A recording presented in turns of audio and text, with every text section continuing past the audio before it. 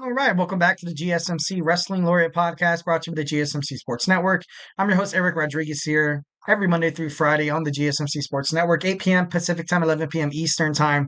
Here to talk about everything in the world of professional wrestling, all the action inside and outside of the ring, backstage curtain drama. We also talk about superstar like wrestlers, their inactive statuses and injury updates. We talk about contract negotiations, extensions, new signings for promotions from AEW to WWE, to Stardom to New Japan Professional Wrestling, to the GCW, to the NWA. If it makes major news in the world of professional wrestling, we talk about it here on this show. So just kind of reflecting on what we talked about. We had my AEW Dynamite review, and now we're going to talk about some Ring of Honor and TNA Impact preview. So let's go ahead and pull up the notes here.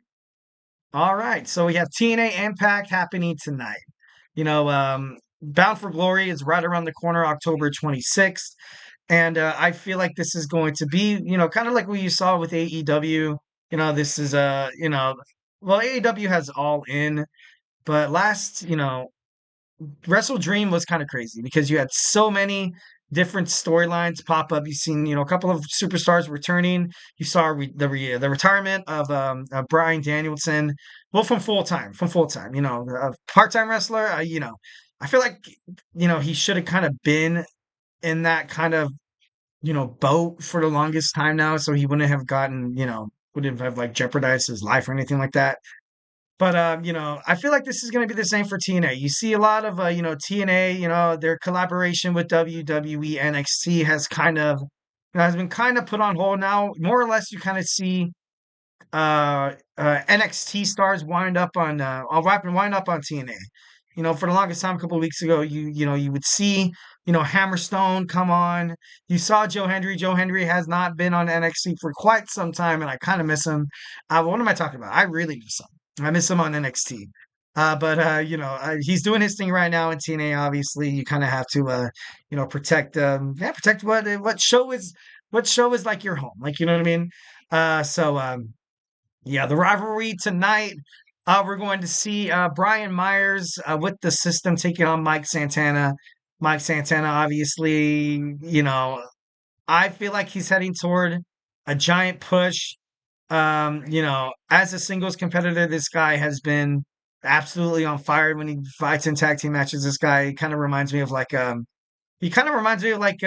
a piece that you can use for an amazing, X Division champion, maybe perhaps, maybe in the future challenging for the TNA World Heavyweight Championship. Absolutely, I believe that for Mike Santana.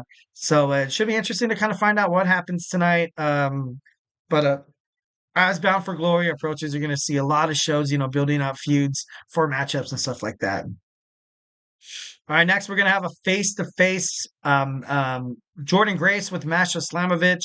The tensions between Grace and Slamovich obviously has been, absolutely on fire. It feels like it's, on a scale of 1 to 10, it's like at 1,000. We're going to see these girls go face-to-face. Jordynne Grace really has not seen a competitor like Masha in, quite some time since she had that tag team run with Alicia Edwards. It's going to be interesting to find out if she can actually push Jordynne Grace to like the ultimate limits, because Jordynne Grace, no one could beat the Juggernaut right now. She's just she's untouchable. She's definitely one of the best wrestlers in the world of professional wrestling right now.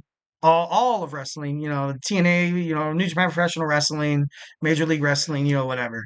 Jordynne Grace, I'm not too sure how much longer she hangs around TNA, but consistently kind of showing your face on WWE NXT. You saw a promo. I thought it was gonna be Jordynne Grace. It was like this girl comes in. She kind of looked like like this superhero kind of girl, and then I don't know. It was an interesting. I saw it on social media. It was actually pretty cool, and I kind of looked and I was like, dude, is that Jordynne Grace? But I don't think it is. I think it's somebody different. But I don't know. I want to see Masha absolutely, push Jordynne Grace. I feel like I feel like she can. I feel like she can. It's going to be a great match. But ultimately, if Jordynne Grace, needs a bailout, Maybe perhaps you see, that feud between Alicia Edwards and Masha come back into the fray after she was attacked by her and Tasha Steelz. So, leaving things open, which is good, which is good.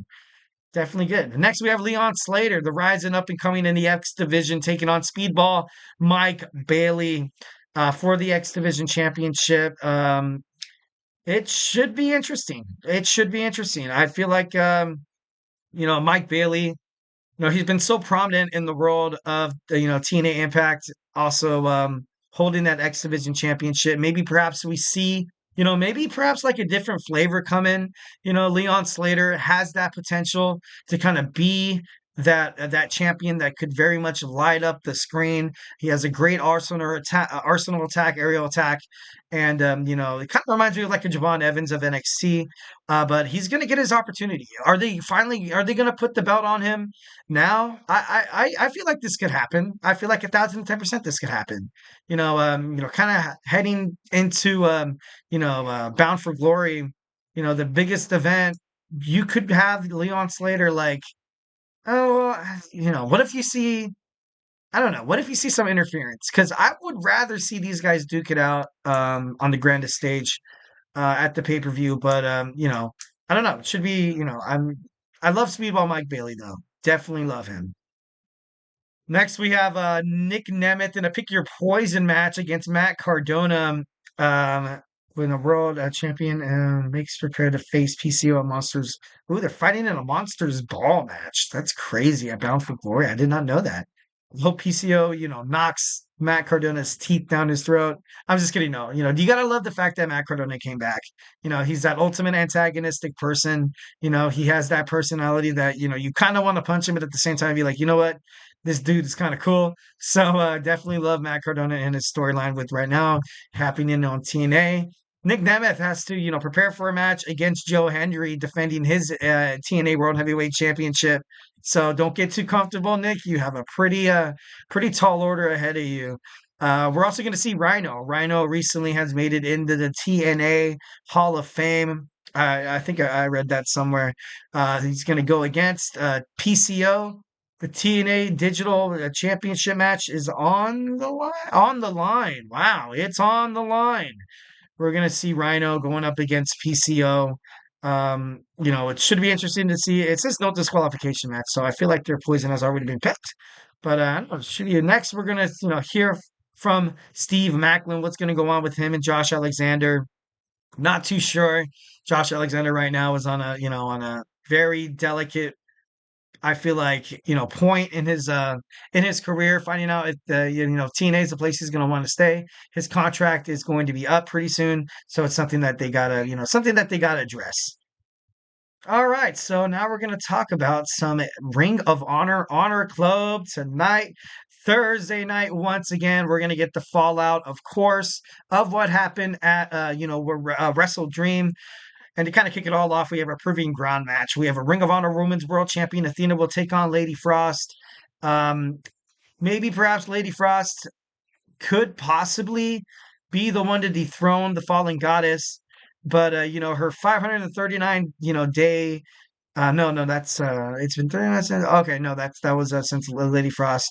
Title defenses, but her reign is 677 day as Ring of Honor World Women's Champion. There's no question that Athena is like the best of the best in the world of Ring of Honor in the women's division.